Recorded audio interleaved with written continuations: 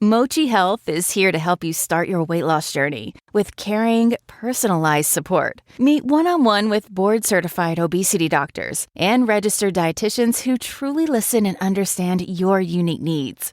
Eligible patients can access affordable GLP-1 medications delivered right to their door each month. No insurance? No problem. Mochi Health accepts FSA and HSA, making care accessible and affordable. And with 24/7 customer service, you'll never feel alone on your path to better health. Get started with Mochi Health today. Take the free quiz at joinmochi.com and use code AUDIO40 at checkout for $40 off your first month of membership. That's joinmochi.com with promo code AUDIO40.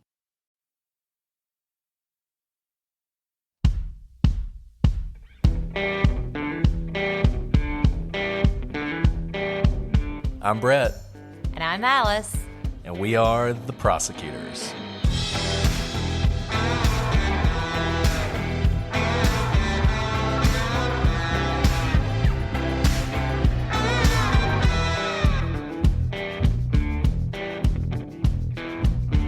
Today on the Prosecutors, we conclude our investigation into the disappearance of Amy Bechtel.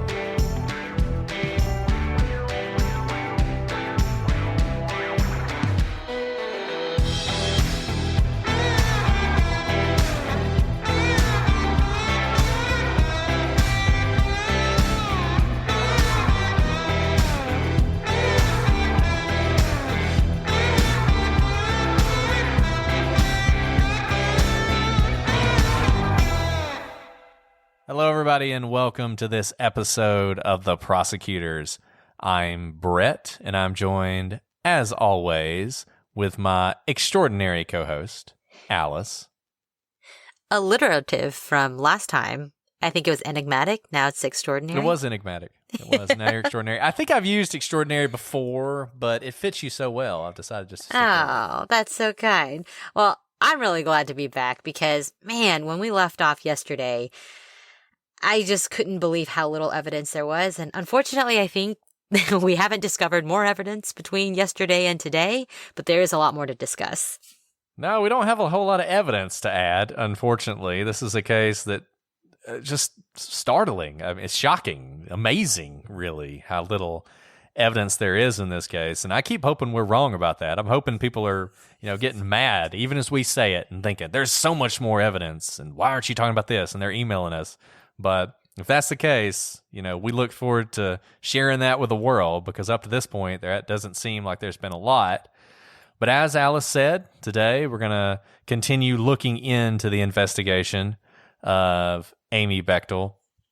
And hopefully, in doing so, we can uncover some evidence and maybe jog somebody's memory and start heading down the right path in this case. Let's do it. All right. Let's do it.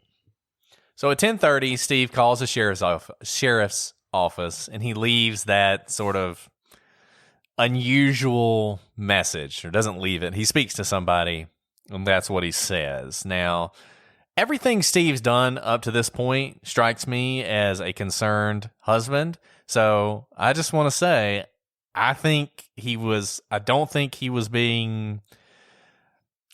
showing a lack of concern in what he said. I think he was just trying to stay calm and not overreact and not freak out. But he calls the sheriff. At the same time, his next door neighbors, who, like I said, were their very close friends. One of them was a very good rock climber who climbed with Steve often. They head off to the loop road to see if Amy went there to mark out her race, because they knew she was going to do that. And, putting two and two together, sort of using that circumstantial evidence we talk about sometimes, they concluded that's probably where she was. They went out there, and sure enough, they find Amy's car, and they think, yay, we've done it. We found her car. It's going to be fine. Maybe she had a flat tire. Maybe she ran out of gas. This'll be it. But when they walk up to her car, they realize there's nobody there. Now, it's taken them till about 1 o'clock in the morning to find this car. At this point, they call Steve on their cell phone. They tell him they found the car, and the search begins immediately. We talked about this. I mean, they are on top of it. And there are 25 people out there that night, most of them expert outdoorsmen who are looking for her through the night. And honestly, if you listen to what some of the search and rescue people and the sheriff said about this case, they fully expected that she would be found that night, that they would walk down one of those trails and they would find her with a broken leg or a twisted ankle or whatever, and she would be rescued. And so it actually comes as a surprise to a lot of people that they don't find her. Can I say that I don't think I could get 25 people out of bed in the middle of the night to search for me. No way. So No way. I mean, It'd this be goes. like you and my wife. Well, we would come for you, Brett. We would Maybe. certainly I mean, come I'm for you. assuming you'd be there. I will definitely be there. I who mean, knows? I might like finish, a sleep cycle and then I'll come, but no, but I think it says, the type of person that Amy was, because she probably would have done this for her friends as well. And like you said, they're showing up right then in the middle of the night. They're not waiting till the morning because they just assume, of course, we're going to find her. Amy's a pro at this. She knows these trails. She's just caught up somewhere. Must be a broken leg. She can't get out. She's waiting for us to come, so we're coming for her. And by the next day, the sheriff's office is fully mobilized. They've expanded the search area to a 20 to 30 mile radius of the car, which, just think about that. That's insane. That's a huge search area. That's a huge But they're covering it. Especially because they expect that she's just been running and she was just going to run a 10K, right? She wasn't going for a 30-mile run. So for them to do this is really exhaustive and thorough. Yeah, I mean, they're going to find this girl. That's what they're thinking. We're going to find her, whatever it takes. And they're bringing in helicopters. They've got the infrared devices that are looking for heat signatures. You've got helicopters from the Air Force Base nearby joining the search. By the next day, July 28th, you've got 80 searchers combing the area around Fry, Fiddlers, and Lewis Lakes. They're on horseback. They're on all-terrain vehicles. Now you've got another helicopter from the Bureau of Indian Affairs that's joined the search. A dozen four-wheel all-terrain vehicles. Now it's raining, and that hampers progress, but this just tells you how committed these people are to finding Amy. That's right. And now, on July 29th, authorities begin to consider the possibility of foul play and discuss expanding the search to include places where a body could possibly be hidden, such as in caves, old cabins, mines, and culverts. And, Brett, I think they start to consider possibility of foul play because, as we've talked about, this is incredibly exhaustive. It's almost unthinkable that they haven't found her if she was just going for a run and got lost somewhere, right? Now they're like, this isn't right. Things are not adding up. We think that something may be more at play here. And I'll say this, I'm one of the first people in a case like this to say, I think they just wandered off and died, right? I mean, it is so easy to do. People underestimate it. We talked about this with Maura Murray. People underestimate how easy it is to get lost in the wilderness, number one. And number two, how hard it is to find somebody. And that is certainly true here in the Shoshone National Forest. And it is certainly the case that the search and rescue people have said openly that it's possible she's still out there. But I don't believe it. I think with all the effort they put into it as quickly as they did, I mean, this is not 5 days later. This is immediately. I don't care how fast Amy is and what she was trying to do. She could not have escaped the search that's going on here if she was just wandering around in those woods. They would have found her. That I feel absolutely confident about that. And by July 31st, reporters are told the area is now considered a crime scene, and the search for Amy is scaled back as the possibility of foul play becomes more likely. The command post stationed on the loop road is moved to the sheriff's office to centralize efforts, and some 25 agents from the FBI and State Department of Criminal Investigation join the investigation. Brett, we do a lot of investigations. Have you ever had a case with 25 agents? It's insane. I just want to keep going back to this. There are some problems with this investigation, and they really begin now. There are people who are involved with this who screw some things up, but it is certainly the case that they took this seriously. And the amount of manpower that was dedicated to finding her is striking. And part of it, we're just talking about the PR side of it. Why does this missing person case have 25 agents? I don't know for a fact, but I imagine because this captured the attention of the nation. And we said earlier, in 1997, everyone knew Amy's name, that each agency probably wanted to be the one to recover Amy, to solve the mystery. And that's probably why there are so many agents on the case, because you have kind of competing agencies who want to be the, glorious agency that recovers her. Right. And we talk about this sometimes, the missing white girl syndrome, where when someone like Amy, young, attractive, athletic, white, goes missing, there's a huge focus on it. And a lot of times, people who don't fit all of those categories, when they go missing, nobody notices. I don't know if that had anything to do with this, but certainly people were intrigued and people were interested, and all the resources that could go to this went to it. And up till this point, everybody was working together and everybody was on the same team. But on August 5th, 1997, things begin to change. And it's on that day when the sheriff's office brings in Steve to question him.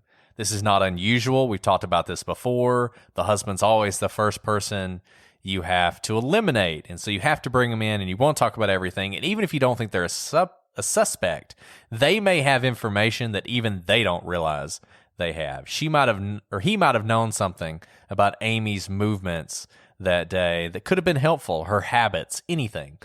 So they spent about 3 hours talking to him. And as we said when we went through the timeline, Steve can account for his movements that day, pretty much all of them.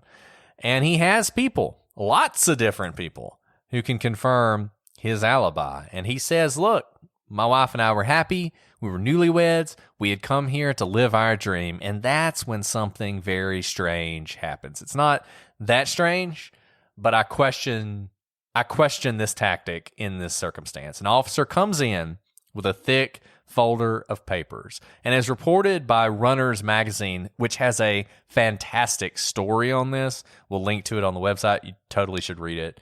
He says to Steve, I've been in this business 23 years, and I'm a pretty good judge of character. We know you were responsible for your wife's disappearance. Here's the evidence to prove it. And then he drops that folder of papers on the table in front of Steve and then demands that Steve take a polygraph. Steve, as he tells it, is completely stunned. He is shocked by this. It's the first time anybody has mentioned the possibility that he could be a suspect. And so what does he do? He does exactly what he should do. He asks for a lawyer. He says he'll take the polygraph, but he wants to have a lawyer. He hires a lawyer, and the lawyer tells him, you're not taking a polygraph. That's crazy. So he doesn't take a polygraph, and the next day, the police arrive at his house with a search warrant. That's a bully tactic if I ever heard one. Yeah, I mean, they are definitely bracing him. That officer must have decided, I'm going to make him break. And so he does this thing, and number one, Steve doesn't break. And number two, this drives a wedge between Steve and the police department that, frankly, has never been fixed. So, I mean, I don't know if we'll go into it again this time, but you guys know what we think about polygraph tests. They're not admissible as evidence in court. And we've told you that we would probably not take polygraph tests either, just because they're based on biometrics. They're not reading your mind. And there are so many reasons a test, you could fail a test, and it may not be because you're lying. And there's also ways that you can beat a test. And so, he's not the first person to be advised not to take a polygraph test. And it sounds like he was willing to take it at first, but it was his counsel who told him not to do so. Now, the police do have a search warrant. We've talked about this before, that because of your constitutional rights, the police can't just come into your house and search. They need to first go to a judge, and they have to show probable cause in order to get a search warrant for, in this case, Steve's house. So apparently a judge... Pretty flimsy in this case. Yeah, I was going to say, we haven't seen the search warrant. Usually those are sealed. But we can talk about what we think the probable cause is based on, and I think it's quite flimsy. I'm not sure many judges would have signed it based on the evidence that we know of. I mean, what I have heard, and whether it's true or not, is they really put a lot of stock in that witness that we talked about earlier, who claimed to have seen a truck matching Steve's with a woman matching Amy in the passenger seat. And that was a huge piece of evidence they used to get this search warrant. And I just don't know about that. So typically you'd have to, even if that seemed like a good witness, you typically have to corroborate it, because like we've said, just one piece of evidence or just one eyewitness can be faulty. You would probably need something else, like the friend... so he was on the phone with a friend, and that person could hear a car, that he seemed to be driving a car. That could be corroboration. Or someone could put him at the canyon as opposed to at his house. You typically need something more than just one piece of evidence. Otherwise, think about this. Any Yahoo can come forward and claim some sort of testimony in order to help the police get a search warrant for, say, their worst enemy. So that's why we don't go by that. It seems pretty flimsy to me, but they got one. Well, and police officers do what they do when they have a search warrant. They execute the search warrant at Steve's house on August 6th, 1997. And when they do it, they seize his truck and his journals. And remember, Steve had refused to take that polygraph, and he would later explain, if law enforcement had just said, Steve, we know you didn't have anything to do with Amy's disappearing, let's just take the poly as a formality, I would have taken it in a second. And that's what Brett was saying, that because of the way the interrogating officer acted, there was really this wedge between Steve and the police, and it probably didn't help move the ball forward in terms of finding Amy. And, Steve does explain, I wouldn't take the test under any circumstances. He notes, it's deeply flawed and completely unreliable. You could show the exact same results to two so-called experts, and one will say the subject's being truthful, and the other will say he's lying. And as Brett and I have told you before, we agree with him. I think polygraphs can be useful for a lot of things, but this sort of popular imagination that it's going to tell you whether or not this guy killed his wife, it's just not true. Yeah. And so from that point forward, Steve would be the public's main suspect. And this really split the town of Lander. There were people who thought Steve absolutely did it. There were people who thought he didn't have anything to do with it. I think one thing that's interesting, Steve's friends, the people who knew him best and who knew Amy best, were completely behind him. They never wavered in their support for him. And look, I get it. Sitting here in my chair, in my, perfect life, if somebody said to me, would you take a polygraph test if it meant maybe helping find your missing wife, if something like that were to happen? I would say, of course I would, right? But when you're in Steve's position, and it's obvious the police have decided you had something to do with it, and your lawyer tells you not to take the test, it's hard to blame him for not taking it. Right, because at that point, you think the narrative is already written for the police, and they're just looking for one more thing. They'll use a failed test or a pass test to help their narrative. If he passes it, they may say, Steve is this mastermind who can even beat a polygraph. And if he fails it, they'll say, see, we told you, he lied about it. He's responsible for Amy's disappearance. Exactly. Shopify is a platform built for growth, whether you're just starting out or already running a thriving business. From managing inventory to creating a seamless checkout experience, Shopify is designed to handle it all. And it doesn't stop there. Shopify helps you sell everywhere your customers are, online or in person.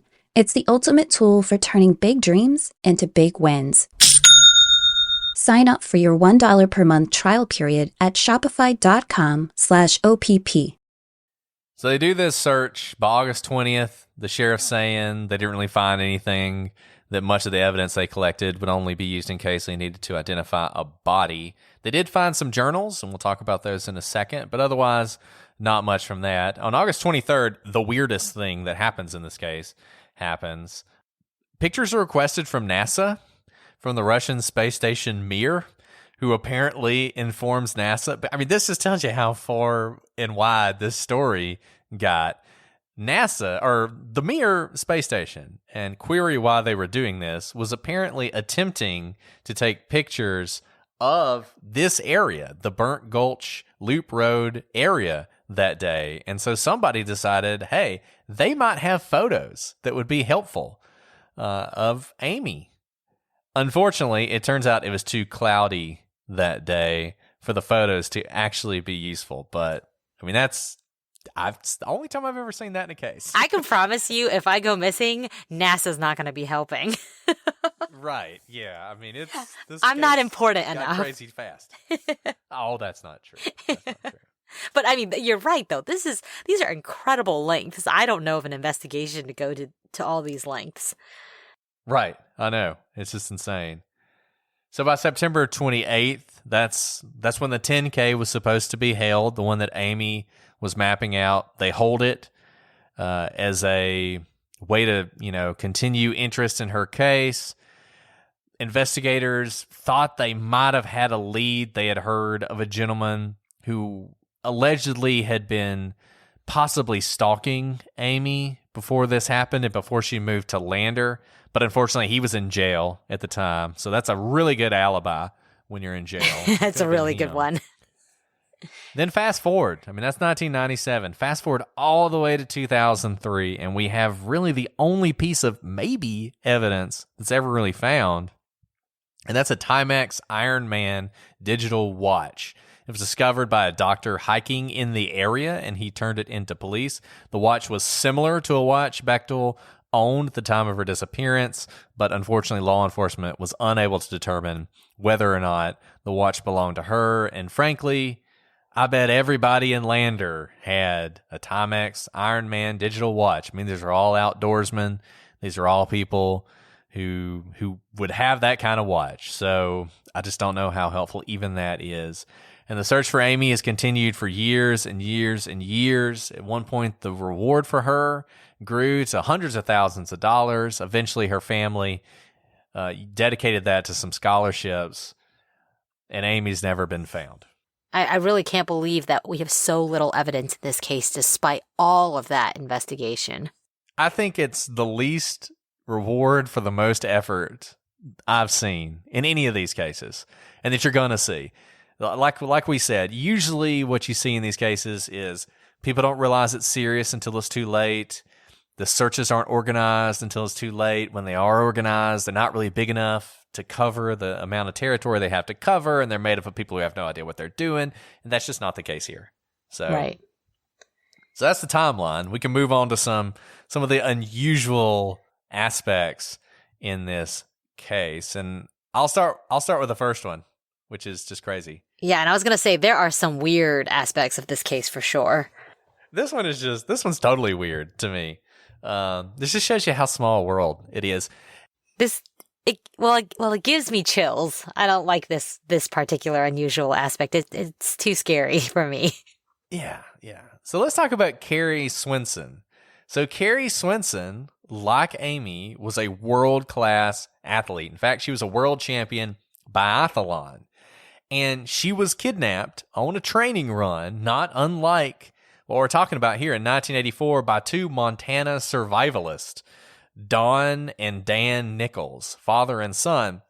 And they had intended to use her for what has been described as breeding purposes. Oh my gosh. So a massive search was launched to find her, and rescuers apparently stumbled upon this camp where the survivalists were, I guess, as Dawn was performing the marriage ceremony between Dan and Carrie, because, you got to get married if you're going to be breeding. The rescuers tried to intervene. One of the rescuers was actually shot and killed, And Carrie was shot point blank as well before she was eventually freed. I think Dawn was killed and Dan went to jail for quite some time, or they're both in jail, or one of them went to jail for a long time, one of them's been recently released. But the weird thing, it's weird that there's all those similarities between this story. Amy Bechtel, the fitness center that she worked at, was actually owned by Carrie's cousin. So there is a strange connection to that very unusual story, and it has some eerie similarities to Amy's disappearance. Right. But they are more than a decade apart, and they are in two different states. But it is very eerie how similar they are, except that, of course, Amy has never been found. And as far as I know, they did not stumble across any survivalist camps in the Shoshone National Forest. No. So let's talk about Steve's journals that we talked about. They were seized by law enforcement when they executed this search warrant.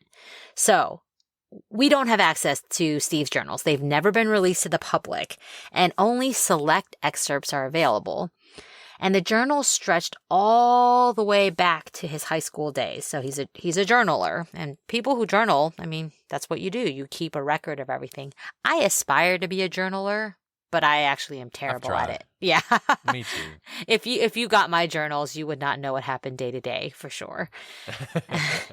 But Steve liked to write down things, and it wasn't just what happened day to day. His journals contained song lyrics and musings, many of which contained violent overtones describing violence towards women and even Amy. And according to Amy's family, who has seen these journals, the journals deeply disturbed them. Now, Steve claims that these journals, they're just fictional short stories that he wrote. But, we'll just read you one of the lines from one of these excerpts. One line was, "Power is the ultimate aphrodisiac." And it has been reported that Steve's journals contained entries that outlined his need for dominance and control, as well as an undated poem that contemplated how to murder someone and hide their remains. Yeah. Man. I mean, even if these are short stories, here's one thing I will note about Steve. We haven't talked much about Steve. All we know so far that we've told you is that Steve is an outdoorsman, right? He likes rock climbing. He hasn't been described as like a creative type writer, right? We've talked about Ray Rivera, who was the creative type. He wrote screenplays, and he would jot down ideas, and it would make sense if you found his journal, that they would be musings and short stories. But Steve, that's not what he does. Remember, his dream was to own a fitness center, a gym with Amy, not to, say, teach literature at the college level. So it doesn't mean that, some outdoors person can't have creative outlets in writing, but this just isn't something that we know of Steve. Yeah, I mean, I don't know what to say about it. I really don't. This is the worst piece of evidence against Steve. It's the piece of evidence that keeps people coming back to him. The timeline just doesn't really fit, and it seems like he has an alibi, and there's no suggestion that Steve hired, a hitman or something to kill Amy. And so on the one hand, maybe they are just fictional stories, right? Maybe they are just song lyrics. Or maybe he's not a nice guy. I mean, that's also possible, right? Maybe he's a male chauvinist. Maybe he was a jerk. Maybe he was abusive. We're going to talk about that in a second. I don't know what to make of these. Here is one thing, though, Brett. If, in fact, the search warrant was based on that one eyewitness who saw a truck that may have matched Steve's, I think there would be a strong case to suppress the fruits of an illegal search. And the only reason the police have these journals is because of that search warrant. So that's a good point. If this were to go to trial, I think there probably would be a good case for Steve's attorney to keep the journals out. And like you said, this is really kind of the only bad evidence against him. So I'm not sure it would even come into play in a legal case against him. And we've talked about this before. They call it the fruit of the poisonous tree in the law. If your search warrant is invalid, then anything you find as a result of that search warrant is not allowed. And like Alice said, the only reason they found these was because of that search warrant. And I think you do have to question whether that search warrant would hold up if it was challenged in court. Right. So, but they did find these. I mean, whether it would hold up in court, the public certainly knows about these. Now, the excerpts have never really been released other than that power is the ultimate aphrodisiac line. I would love to see some more of these, but I wasn't able to find any, and I don't think that they're generally available. One interesting thing that came out of this was the police did allow the family to see these, and after hearing the information, Amy's brother said he recalled an incident when Amy and Steve had come over to their house, and he had noticed that Amy had a pretty serious bruise on her arm. And he asked her, what's the deal with that? And she laughed it off and said that Steve could get a little rough sometimes. And her brother, who's named Nels, began to believe that Steve was dominating Amy. And her reaction to that kind of confirmed it, because that was not her. As Steve said, Amy just laughed it off and would not look me in the eye. And I said, that is not a normal reaction, particularly for Amy. And so the family, at this point, they have really come to believe that Steve was domineering, that he had controlled Amy, that he had a need for control. And I think that has led them, once again, to have some serious, serious concerns about Steve. And, I think it's important to note that I don't think the family thought this of Steve until they saw the journals, right? So, again, we say that the mind is very impressionable, and the brother, Nels remembers this incident with the bruise after he sees the journal entries, and he's known about this bruise incident for a while, and he never thought to bring up that maybe Steve was abusive.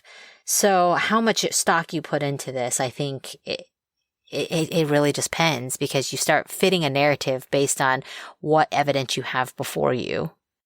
No, I think that's 100% right. And we've talked about this before, and Alice just mentioned it. There is a problem with confirmation bias, and when you start adding evidence to sort of preconceived notions, you ignore everything else and all that you remember. I mean, all that he probably remembers about Steve at this point and their interactions were times when it was negative and when it seemed like Steve was overbearing. And you totally understand that, and maybe that's the way Steve was, but it's just awfully shaky. It's not a lot to build a murder case on, particularly, as we said before, when the timeline just doesn't seem to work. Now, one thing I thought was interesting is it seems like Amy's wallet was missing. We said this before. There's no struggle at the car. All of her items are still there. The keys are still there, but her wallet was missing. And I just don't know if you would take your wallet with you on a long run like that. I'm not a distance runner. Like I said, I get about a half mile in and I'm ready to stop, but I certainly would not have my wallet with me. And I think for the same reasons that Alice was saying you'd leave your keys behind, I would think you would leave your wallet too. I totally agree with you. So, when I run, I forget what they're called. It's essentially a very, very thin fanny pack. Like, it fits flush against your skin. You can't see it, through your running clothes. And it's basically a spandex zipper, and you put the bare minimum you need. So when I would go for runs, I would put like a single house key and my ID in case, in fact, I somehow hit my head and became unconscious and someone found me. But that was it. I did not carry a bulky wallet with me because I didn't want anything weighing me down. And here's the thing. Even if she had left her wallet behind in her car and you think, well, her car was unlocked, someone just came by, took advantage of the unlocked car and stole it, that makes no sense, because if you're going to steal the wallet, why not just steal the car, which is probably more valuable? The keys are right there. Or why not take more things than just the wallet? Or take the cash, leave the wallet, and maybe the person never notices that you took their cash, right? Because there's a lot of things in a wallet that the typical thief doesn't need. They don't actually need your license. They don't actually need your AAA card or, what have you. They're probably looking for credit cards and cash. And here's the thing. What are the chances that two different people are going to be out in the Shoshone National Forest looking to do, evil that day, and one's killing her somewhere and the other one's breaking into her car and stealing something? I think if the wallet has anything to do with this, it was probably taken by the same person who killed Amy. Yeah. Hey, so, let's say someone did kill her. Why take her wallet then? Because if you leave the wallet behind, it makes it that much more mysterious. Whenever you see a wallet missing, you immediately think some sort of a robbery or some sort of bad thing has happened. So I'm not even sure if I'm trying to get away with this, I would take the wallet. Yeah, who knows? There's all sorts of reasons I guess you might do it. Maybe you tell her, look, grab your wallet, we'll go to the bank, you're going to get all your money out and I'll let you go, right? And that way she comes along peaceably without you having to fight her. I don't know exactly why they would take the wallet, but I don't know. Who knows what happened to the wallet? It's all speculation, but it is weird to me that the wallet's missing, just because I think the presumption's always been that Amy was picked up somewhere on that road, not near her car, that she never returned to her car. So if she left her wallet, where's her wallet? So I don't know. It's a weird one to me, but maybe it doesn't mean anything. Maybe it does. Yeah, maybe there's an easy answer to it, but nothing seems obvious right now. Now, this some people point to as being an unusual aspect, but I think it's probably blown out of proportion. So in 2004, now that is 7 years after Amy goes missing, Amy is declared... So that's the minimum, so... It's the minimum, right. Amy is officially declared dead, and they do that for lots of purposes. Closure for the family, for closing out cases, those sorts of things. And shortly after she's officially declared dead, Steve remarries, and he has 2 children. And I think the reason she was declared dead is because Steve wanted to get married again. I think this was Steve's decision. And some people, if they're already in the narrative that Steve was the one who, killed Amy, this can be a sexy theory. He wanted to off her so that he could get married 7 years later. I don't know. That right. They were very young. They were like 24. Yeah. I think it's totally understandable that a 24-year-old would want to remarry.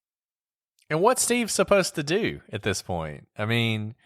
Amy has either ran away, which she didn't do, or she's been killed. There's no real in between, right? It's difficult to imagine a scenario in which Amy is out there somewhere alive. So what is Steve supposed to do? Is he just supposed to stay married to her for the rest of his life? Is he never supposed to declare her dead? Is he supposed to get a divorce, which seems even worse to me? Right. So, I know it upsets people, but Steve had to move on at the end of the day. And he deserves to be able to move on, assuming he didn't kill her. Right. And so I don't think it's that unusual, to be honest. No, I agree with you 100%. So look, we've given you basically no evidence about what happened in this That's why case. it's so hard. Yeah, but we're going to talk about some theories anyway. And I would start with aliens, but I don't even know. There's not even any alien evidence in this case. There isn't. There's not even any lights in the sky or anything. We had people out there around Burnt Lake, and there's nobody who said they saw, little gray men running around or anything. So I don't think it was aliens. If you're a fan of the 411 theories, maybe it was Bigfoot. We are out in Wyoming, so whatever. But whether you think she was killed by Bigfoot or killed by a mountain lion, there's no evidence of it. Now, that is one thing I think we can say for certain. If Amy was attacked on the trail by a mountain lion or a grizzly bear or Bigfoot or a Loch Ness Monster or whatever, they would have found evidence of that. They'd have found blood. They'd have found a struggle. They would have found her body. They'd have found something. And they didn't find that. So I think we can go ahead and just knock out wildlife. Wildlife didn't do it. So what do you think, Alice? Did Steve do it? But I agree with you that wildlife probably didn't attack her, but we've talked about how wildlife can really do a number on the remains of a person. So do you think that if she had been if there were no struggle, so whether she fell into a ditch and somehow died, or someone killed her and she was out there for for decades, do you think wildlife could have basically eaten her body to the point where there would be nothing left for searchers to recover? I mean, I think, yeah, at this point. I think if she was out there and they didn't find her, I mean, there's not a whole lot left. And maybe you find a skull eventually. Maybe. And I asked that kind of leading because I think, yes, possibly that is a possible thing. And I say that because probably some people are going to write to us and say, well, wildlife could have eaten away everything, all the evidence. But remember how extensive that search was? It takes time for wildlife to do their work. And if she were nearby and had fallen, into a ditch or something, I think they would have covered it before wildlife, disposed of the entire body. And this is another thing about this case. If you think she just disappeared into the wild, this is not a case like Brandon Lawson or Mara Murray or, Brandon Swanson, where people disappear in the middle of nowhere in a place that people don't often go. And if they ended up in a particular spot and you didn't find their body on the initial search, maybe you never find their body. People are all over this place all the time. If anybody was ever going to stumble upon a body, it would be in this case. So even if they didn't find her initially, I've got to think if she were out there, even if her bones were spread all over the place, that somebody would have found her by now. I mean, just go back to Maitrice Richardson, right? I mean, Maitrice Richardson was in an almost entirely inaccessible place when they found her body. But they found her body. It took a year, but they found it. And I just feel like if she was out there, somebody would have found her by now. Yeah, I was actually specifically thinking about Maitrice Richardson and, how her bones were scattered, but they were there. Right. So that brings us to Steve. Did Steve do it? Did Steve do it? I think we just don't have any evidence. The only evidence we have is something that I think is not even admissible because it was fruits of an illegal search. So, and not having seen the entire journal, I think is very difficult because as we know all the time, if things are taken out of context, they can really be twisted. So I have no idea what surrounds the power is the ultimate aphrodisiac line. It really could be a short story, and it becomes clear when you read it in context that it's a short story. So I think there's just so little evidence. Yeah, that's right. That's right. You saw that in the staircase where Kathleen Peterson's sisters are going through everything Michael Peterson ever wrote, trying to say, oh, look at what he wrote here. This means he's a killer or whatever. And that's just not necessarily the case. And look, I just can't get past Steve's alibis.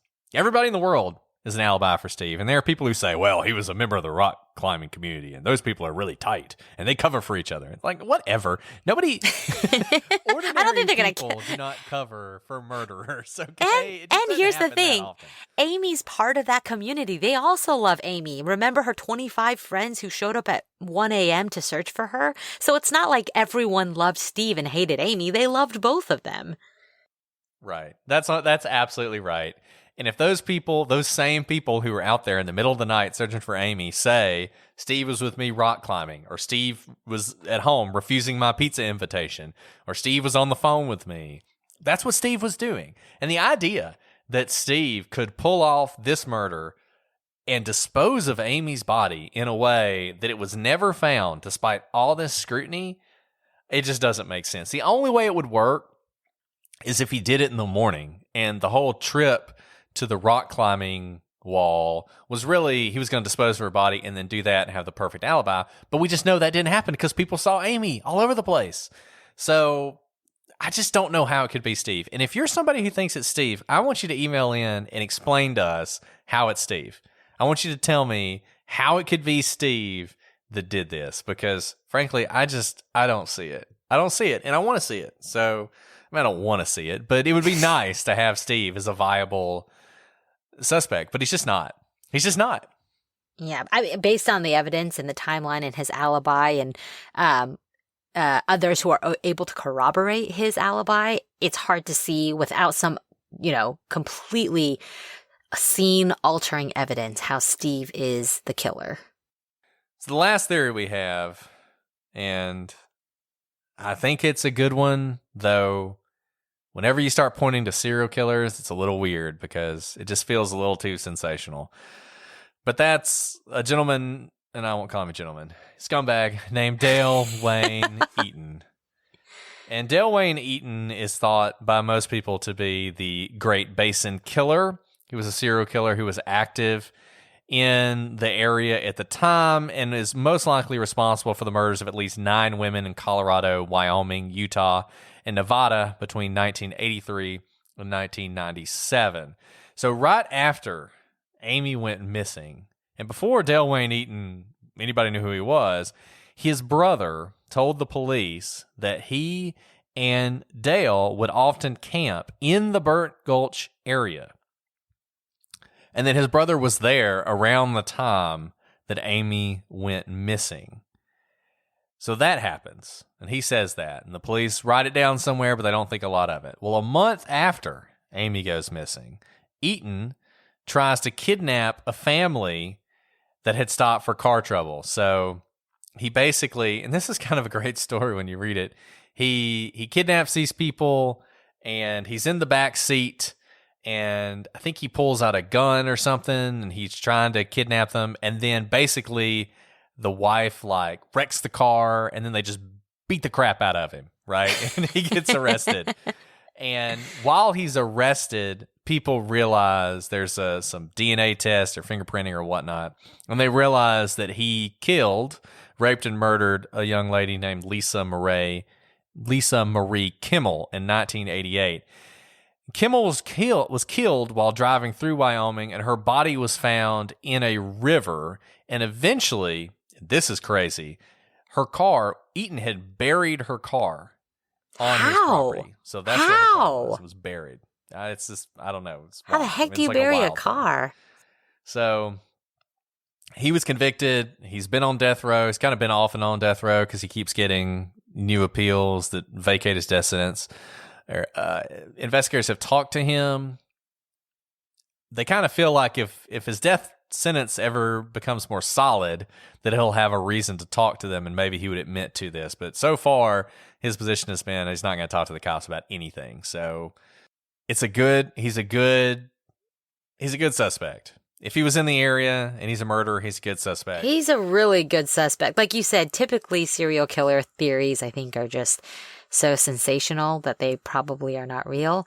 But the fact that they weren't able to say, they actually solved Lisa Kimmel's rape and murder by accident, really, 6 years after her death, says something, right? They didn't even know to look for him. He seems to be very good at his profession of being a serial killer. Burying a car. And the fact, yeah, he buried the car, so he's good at hiding things. He knows how to hide things. And the fact that her body was found in a river, I think, is significant because, if that body is never found in the river, if it just floats out to the sea and is gone, then maybe they never solved that case. Yeah. Right? Yeah. So you got to wonder if maybe Amy's body ended up in a river somewhere. And here's the thing. The way that there is no trace of Amy almost suggests it has to be someone who knows what they're doing. He's gotten away, at least, he probably has gotten away with a lot more murders than we even know about because, people think that he's responsible for at least 9 women who were murdered in Colorado, Wyoming, Utah, and Nevada between a span of 1983 to 1997. I mean, that's quite prolific. And who knows if it's one person who did all this, but they think that he has something to do with this. And if it were him, he would know how to kill and dispose of Amy without leaving any trace behind. And look, he apparently drove around in a van. He had like a murder van, basically. Gosh. Maybe the person who thought they saw a truck actually saw his van. Yeah. I mean, who knows, right? I think it's strong. I mean, it's a strong suspect, and it fits, and it just doesn't. It's not like Lander, Wyoming has a lot of murderers running around, right? So right. You almost feel like it would need to be somebody like this who's sort of out hunting. So I think Dale Wayne Eaton's really strong. It would be great. It's just so unfortunate. There's nothing, it's just nothing to test against, right? Like there's no stray fingerprint. There's no piece of DNA. There's just nothing. I mean, if Dale Wayne Eaton is listening to this podcast, he should just go ahead and admit to this one because it is so impressive the way he pulled this off. Right. So go get your glory, Dale. Admit that you did it, and everybody will celebrate you and how good a serial killer you are. So go ahead. But look, in all seriousness, this is a case. This case can be solved. There has to be somebody who knows something about this case. I just don't believe. I just don't believe that it's really the case that no one knows anything about this. So I hope somebody out there is listening and that this has sparked something in your mind and has reminded you of something from 23 years ago in 1997 or a conversation you had with somebody or something. Because this is a case that can be solved and it deserves to be solved. And I feel like there was a lot of attention on this in the beginning, but maybe if we can put a lot of attention on it now, we can actually solve this case. So that is my hope. It's why we wanted to cover this case. It's a really fascinating case, even though there's not a lot of evidence. And I hope you guys can help us make a difference on this one. If you want to reach out to us, if you have any comments, questions, additional information we didn't cover, our address is the same as it always is, prosecutorspod@gmail.com, @prosecutorspod for Twitter, Facebook, Instagram. Obviously, you can leave us a message on Reddit. You can leave us a message on YouTube, whatever you want to do. Prosecutorspodcast.com is the website. Take a look at that photo because you guys need to see it. It just really proves everything that Cheryl McCollum said on our episode that we did before. But I think that's all we've got on Amy Bechtel today. Alice, do you have anything else you want to add? Yeah, it's just so unsatisfying. I think this is really one of those cases that we do because we hope someone knows something out there. Like we said, we don't even have more theories to go off of because there's just such a lack of evidence. No, there really is. There really is, and you're right. It is unsatisfying. It's nice when we end them and we feel like we've reached some sort of conclusion.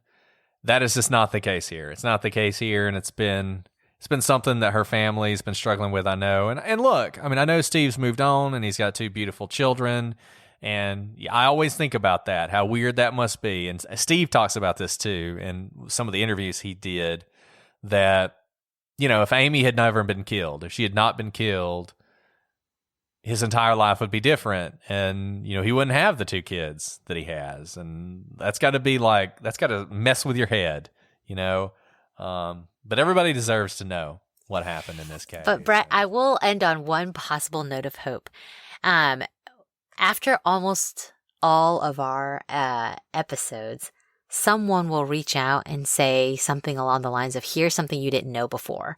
And sometimes it doesn't really change anything, but sometimes we'll get emails from people who say, I've never told anyone this, but I really think I may know something, and you're the first person I've told, which we are so humbled that you guys would even reach out to us. And as we've told you before, we always ask for permission to share the information you're sharing with us. And if you ask it not be shared, we don't share it. So we, have received lots of communications that we don't share because we respect you all in trusting us. So I am hopeful that this will be one of those cases that we will hear something that we don't currently know. I am as well. And reach out to us. We'll get it to the right people. And if you don't want to talk to the police, you're ready to talk to us, that's fine. So that's all we have for this week. Alice, it's been a pleasure as always. I look forward to doing this with you again next time. But until then, I'm Brett. And I'm Alice. And we are the Prosecutors.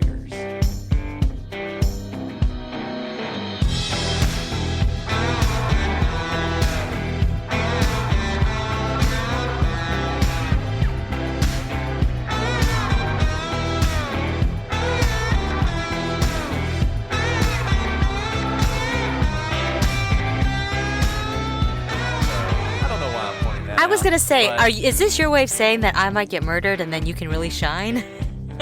Well, that's that's not what I'm saying. But sometimes out of tragedy can come beauty. So there you go, Alice. He was the phoenix from the ashes. Watch your back. Thanks. You're all hearing this, so someone come after me. I want to edit most of this out. Like I told you at the beginning, we're kind of in a weird mood. I'm not even sure why. A case of the Mondays?